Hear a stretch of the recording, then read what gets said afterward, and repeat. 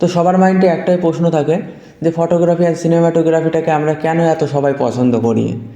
তো আজকে বলবো আমি কেন ফটোগ্রাফি অ্যান্ড সিনেমাটোগ্রাফি লাইনে এসেছিলাম। তো অনেক ছোটোবেলার একটা গল্প, তো তোমাদের আজকে বলছি আমি।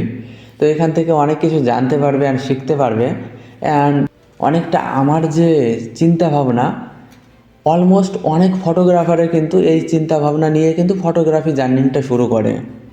তো আজ থেকে 12-13 বছর আগেকার কথা। তো তখন আমি ভাবতাম যে আমি বড় হয়ে পড়াশোনা করে চাকরি করব। তারপরে আমি মনে মনে ভাবতাম যে চাকরি জীবনটা, দেখতাম যে সবাই চাকরি করে, সকাল 10টার সময় চলে যায় অ্যান্ড আবার 6টার সময় চলে আসে, অ্যান্ড এটা কিন্তু সোমবার থেকে শনিবার পর্যন্ত কন্টিনিউ হতে থাকে, অ্যান্ড রবিবারে 12টা ঘন্টা টাইম পায় তার ফ্যামিলির সঙ্গে কাটানোর। তো একটা রেলগাড়ির মতন, যেরকম রেলগাড়ি থেমে থাকে না, চলতেই থাকে, তার ইচ্ছা হলেও তাকে চলতে হবে, না ইচ্ছা হলেও তাকে চলতে হবে। তো সেরকম একটা জায়গা চাকরি জীবনটা। আমার অ্যাকচুয়ালি এই অফিসে বসে 12 মাস একইভাবে কাজ করে যাও, এই জিনিসটা কেন জানি না আমার ভালো লাগে না। আমার কেমন জানি খোলা আকাশের নিচে আমার থাকতে সব থেকে বেশি পছন্দ হয়।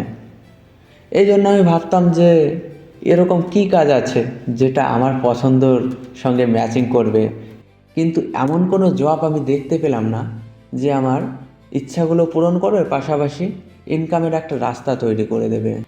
এটা ছিল একটা কারণ। আরেকটা কারণ ছিল, আমাদের বয়স যখন 50-60 ইয়ার হয়ে যাবে, তখন কিন্তু আমরা কাউকে বলে বোঝাতে পারবো না যে আমাদের ছোটোবেলায় কত বন্ধু ছিল অ্যান্ড ছোটোবেলায় আমরা কি কি করেছিলাম, সেগুলো কিন্তু আমরা কাউকে দেখাতে পারবো না।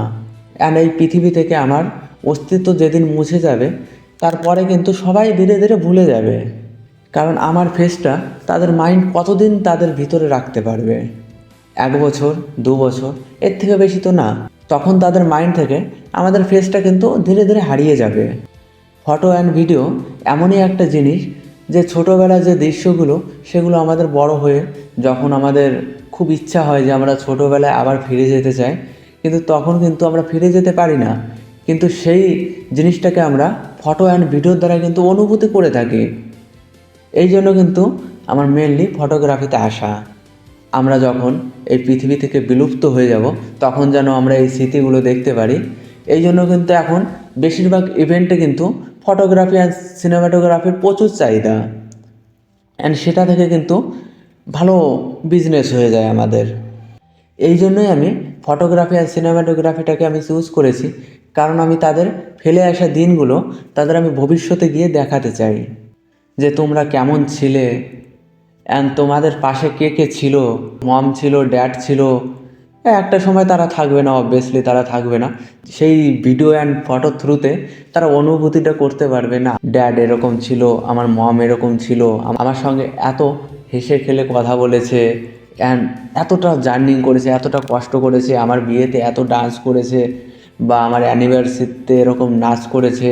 তো সেই মুহূর্তগুলো আমরা কিন্তু ক্যাপচার করে তাদের একটা সময় আমরা দেখাতে পারি, যখন তারা বিলুপ্ত হয়ে যায়, তখন কিন্তু সেই জিনিসগুলো দেখে তাদের যে ফেলে আসা দিনগুলো ছিল, সেগুলোর ভিতরে কিন্তু হারিয়ে যেতে শুরু করে।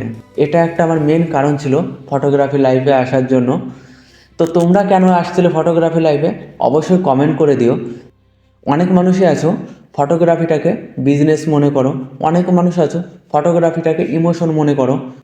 কম বেশি মানুষই কিন্তু ফটোগ্রাফির লাইনটায় আসে যে এই একটা মানসিক শান্তি আছে, অ্যান্ড একটা কাজ করে বোর হতে হয় না, আমাদের ইচ্ছা মতন আমরা কাজ করতে পারি, অ্যান্ড আমাদের টাইম মতন আমরা শ্যুট করি, অ্যান্ড আমাদের টাইম মতন আমরা এডিটিং করতে পারি। কিন্তু চাকরি জীবনে সেই জিনিসটা পারি না। চাকরি জীবনে আমাদের কন্টিনিউ 10টা টু 6টা আমাদের কাজ করেই যেতে হবে।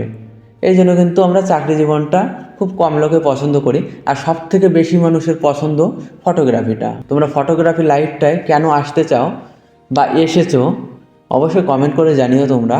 আর ভালো লাগলে অবশ্যই একটা লাইক করে দিও। আর যারা এখনও ফটোগ্রাফি জার্নি শুরু করছো, তারা অবশ্যই চ্যানেলটিকে সাবস্ক্রাইব করে রাখো, কারণ আমার চ্যানেলে আমি ফটোগ্রাফি অ্যান্ড সিনেমাটোগ্রাফি রিলেটেড কিন্তু আমি ভিডিও আপলোড করতে থাকি।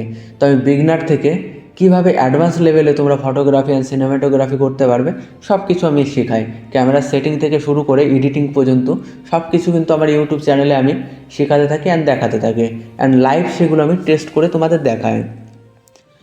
তো আজকের মতন ভিডিও এতটাই ছিল। ভালো লাগলে অবশ্যই একটা লাইক করে দিও, আর চ্যানেলে যে নতুন আসো তো সাবস্ক্রাইব করে দিও। তো চলো, আরেকটা নতুন ভিডিও দেখা হবে।